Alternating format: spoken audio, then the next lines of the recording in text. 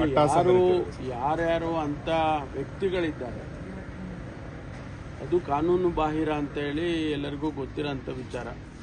ಅವ್ರನ್ನ ನೋಡಿ ಅವ್ರಿಗೆ ಅರೆಸ್ಟ್ ಮಾಡೋದು, ಅವ್ರ ಮೇಲೆ ಕ್ರಮ ತಗೊಳ್ಳೋದು, ಯಾವ ಸೆಕ್ಷನ್ನಲ್ಲಿ ಅವ್ರ ಮೇಲೆ ಕೇಸ್ಗಳು ರಿಜಿಸ್ಟರ್ ಮಾಡ್ಬೋದು, ಅದೆಲ್ಲ ಪೊಲೀಸ್ನವರು ನಿರಂತರವಾಗಿ ಮಾಡ್ತಾರೆ. ಇದರಲ್ಲೂ ಕೂಡ ಈ ಪ್ರಕರಣದಲ್ಲೂ ಕೂಡ ಅವ್ರನ್ನ ಅರೆಸ್ಟ್ ಮಾಡಿ ಅವ್ರ ಮೇಲೆ ಕ್ರಮ ತಗೊಳ್ತಾರೆ. ಸರ್, ಮುಂದಿನ ಚುನಾವಣೆ ನನ್ನ ನಾಯಕತ್ವದಲ್ಲಿ ನಡೆಯುತ್ತೆ ಅನ್ನೋಂಥ ಮಾತುಗಳನ್ನ ಡಿ.ಸಿ. ಶಿವಕುಮಾರ್ ಅವರು ಆಡ್ತಾ ಇದ್ದಾರೆ. ಏನು ತಪ್ಪಿದೆ ಅದರಲ್ಲಿ? ಸಾಮೂಹಿಕ ನಾಯಕತ್ವ ಅಲ್ಲ, ನಿಮಗೇನಾರು ತಪ್ಪು ಕಾಣಿಸ್ತಾ ಇದೆಯಾ? ಮತ್ತೆ ಸಿದ್ದರಾಮಯ್ಯ ಅವರು ರಿಟೈರ್ಮೆಂಟ್ ಆಗ್ತಾ ಇದೆಯಾ, ಇವರೇ ನೇತೃತ್ವ ತಗೋತಾರ ಅಥವಾ ಬೇರೆ ಏನಾದ್ರು ತಗೋತಾರ ಅಂತ ಅಷ್ಟೇ ಸರ್. ಯಾರು?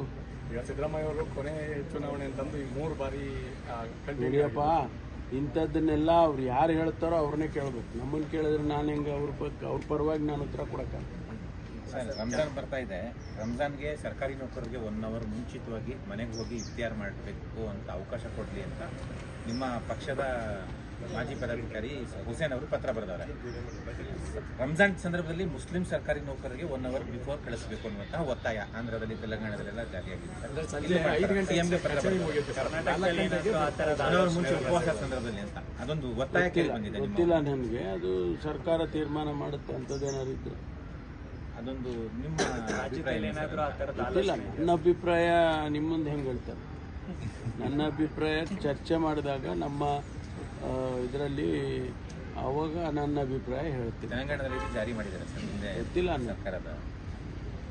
Sir, ಅರಸೀಕೆರೆಯಲ್ಲಿ N R. ಸಂತೋಷ್ ವಿರುದ್ಧ ಅಟ್ರಾಸಿಟಿ ಕೇಸ್ ಆಗಿ ದಲಿತ ಸಂಘಟನೆಗಳೆಲ್ಲ ಮುಷ್ಕರ ಮಾಡ್ತಾ ಇದ್ದಾರೆ ಸರ್. ಈವರೆಗೂ ಕೂಡ ಅವ್ರನ್ನ ಬಂಧಿಸಿಲ್ಲ. ಅಲ್ಲಿ ಪೊಲೀಸರು ಅವ್ರಿಗೆ ಇಂಥ ದೊಡ್ಡವರ ಅನ್ನೋ ಚರ್ಚೆ ಶುರುವಾಗಿದೆ ಸರ್.